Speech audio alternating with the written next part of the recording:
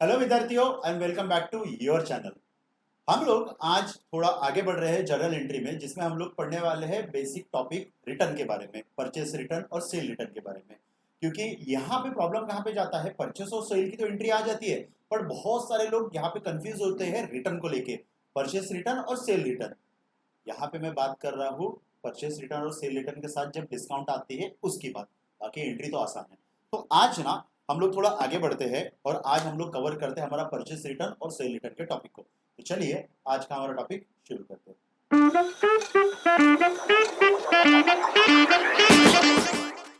जैसा कि आप लोग देख रहे होंगे, टॉपिक का नाम है परचेस रिटर्न और सेल रिटर्न। ठीक है। अब यहाँ पे ना अगर आप लोग देखोगे क्वेश्चन नंबर 75 और 76 जो आप लोगों को दिख रहे हैं, ये को रिलेटेड है, दोनों के दोनों ये दोनों से को रिलेटेड है। और 77 78 ये दोनों को रिलेटेड है, तो मैं एक साथ में बताऊंगा आप लोगों को। सबसे पहले हम लोग सॉल्व करते हैं क्वेश्चन नंबर 75 को, और उसी के साथ साथ हम लोग सॉल्व करते हैं क्वेश्चन नंबर 76 को। चलिए देखते हैं। यहाँ पे लिखा है good sold to Ram 5600 which was return by Ram. अब यहाँ पे देखो और 76 देखो, goods sold to Ram 5600 in cash which was return by Ram. तो आप लोगों को ध्यान में आया कि इन दोनों में फर्क क्या है? आप लोग खुद सोचिए। सिंपल सी बात है, जिसको समझ में आया बहुत अच्छी बात है। पहला जो है ना, पहला जो हम लोगों ने राम को सेल किया, ये जो सेल है ये है क्रेडिट सेल। क्रेडिट सेल, क्योंकि पार्टी का नाम दिया है। तो सर सेकंड में भी तो पार्टी का नाम दिया है, सही बात है, पर सेकंड में यहाँ पे लिखा है कैश, इसलिए ये सेल कौन सा रहेगा? Cash cell. चलिए आपको समझा ये दोनों में फर्क। अब देखो इसकी ना, पहले हम लोग सेल की एंट्री करते हैं और सिंपल उसको करना है reverse. Good sold to Ram, entry क्या आएंगी यहाँ पे? Simple Ram account debited to sale account, और अमाउंट रहेगा 5600 5600। ये था क्रेडिट सेल का। अब राम को अगर कैश में सेल किया तो एंट्री क्या रहेगा? राम का तो नाम आएगा नहीं, तो आप लोग लिखोगे यहाँ पे cash account debited to sale account, और यहां पे आप लिखोगे सिंपल 5600 5600। चलिए 75 76 समझा। अब आते हैं हम लोग 77 और 78 में। जैसा कि 75 और 76 सेम था, वैसा ही 77 और 78 भी लगभग सेम है। ठीक है। गुड्स परचेज फ्रॉम श्याम, यहां पे भी लिखा है goods purchase from Shyam in cash, तो इसमें फर्क क्या पड़ा? ये जो है ये है आपका क्रेडिट परचेज, क्रेडिट परचेज, और ये जो है ये आपका कैसा परचेज है? Cash purchase. ठीक है। अब यहाँ पे परचेस कर रहे शाम से, तो यहाँ पे एंट्री क्या आएंगी? सिंपल यहाँ पे आप लिखोगे परचेस अकाउंट डेबिटेड टू, शाम का नाम लिखना है यहाँ पे, शाम अकाउंट, और अमाउंट कितने का है? 36,500 36,500। ठीक है। सेकंड वाले में क्या फर्क है? परचेस तो किया, पर यहाँ पे कैश में परचेस किया, तो आप यहाँ पे लिखोगे purchase account debited to cash account. कितना? 36,500 36,500। बोले सर ये एंट्री तो हम लोगों को पता है, पर हम लोग टॉपिक परचेस और सेल का थोड़ी ना पढ़ रहे हैं, हम तो रिटर्न का पढ़ रहे हैं। अब समझो रिटर्न के केस में क्या होगा। रिटर्न के केस में ना 75 पे फिर से आते हैं। यहाँ पे जब सेल किया राम को और ये रिटर्न किया, तो यहाँ पे ना इसकी एंट्री क्या होंगी मैं आप लोगों को बता देता हूँ। इसको करना है simple reverse, debit become credit and credit becomes debit. तो सबसे पहले क्रेडिट में क्या है? सेल, तो यहाँ पे आपको लिखना है सेल, और वर्ड ऐड करना है return, cell return account debited, और डेबिट में क्या है? राम, तो क्रेडिट में कर दो राम यहाँ पे टू राम अकाउंट। मतलब हम लोगों ने किया क्या? सेल की जो एंट्री थी उसको सिंपल रिवर्स किया at a time of return.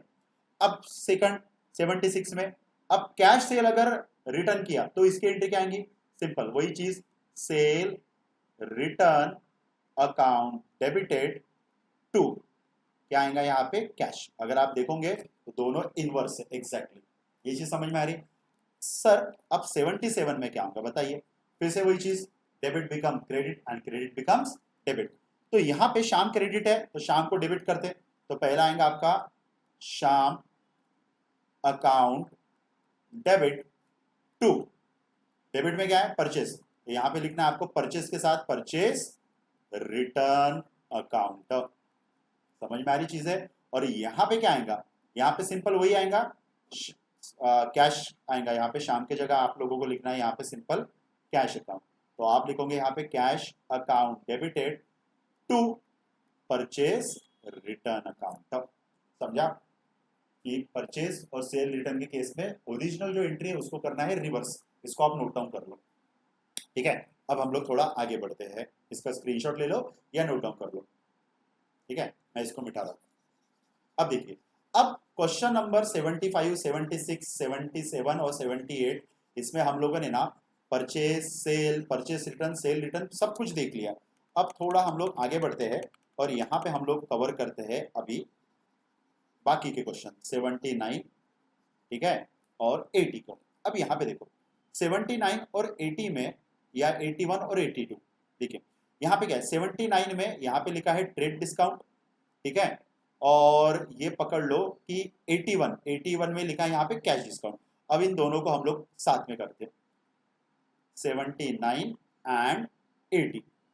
ठीक है, देखो 79 में यहाँ पे बोला है 5000 सेल किया है कुमार को, और ट्रेड डिस्काउंट है 5000 का 10% मतलब आएगा 500। मैं यहाँ पे लिख लेता हूँ 10% कितना आएगा ये 500। तो चलो 500 माइनस करो तो ये कितना बचा 4500। ठीक है, और 81 में क्या है, 81 में भी सेम है। ठीक है, 5000 का परचेज किया है, 10% आएगा 500, 500 माइनस करने के बाद आएगा 4500। ये है कैश डिस्काउंट, और 79 में है ट्रेड डिस्काउंट। ट्रेड डिस्काउंट और कैश डिस्काउंट का वीडियो अगर आपने देखा होगा तो ये टॉपिक आपको समझ में आएगा। ट्रेड डिस्काउंट हम लोग अकाउंटिंग में रिकॉर्ड नहीं करते, हम लोगों को रिकॉर्ड करना है सिर्फ इसका नेट वैल्यू। और कैश डिस्काउंट के केस में हम लोग रिकॉर्ड करते हैं तीनों चीजें। तो इसका ओरिजिनल एंट्री देख लेते हैं, इसका ओरिजिनल एंट्री क्या आएगा, देखो 79 का जो ओरिजिनल एंट्री है वो यहाँ पे आएगा 79 का।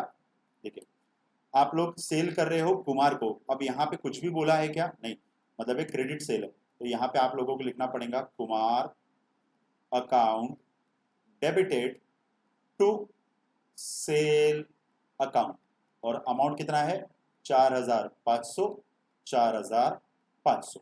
ये हो गया सेल की एंट्री। अब ये वाले केस में देखते हैं कि ये वाले केस में एंट्री कैसे होगी।